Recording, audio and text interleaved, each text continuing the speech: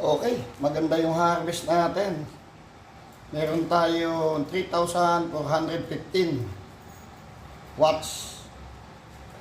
And then ang ating grid. Ayan, yung DU natin.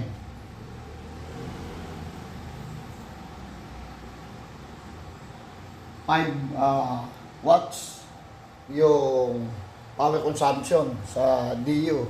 And then sa ating hybrid, meron tayong harvest na 3,415 watts. Ang load natin ay induction cooker.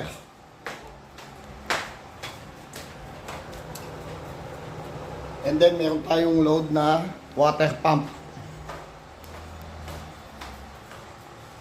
And then meron tayong load na SRNA na 24 volts 3,000 watts. AC charging yung kanya.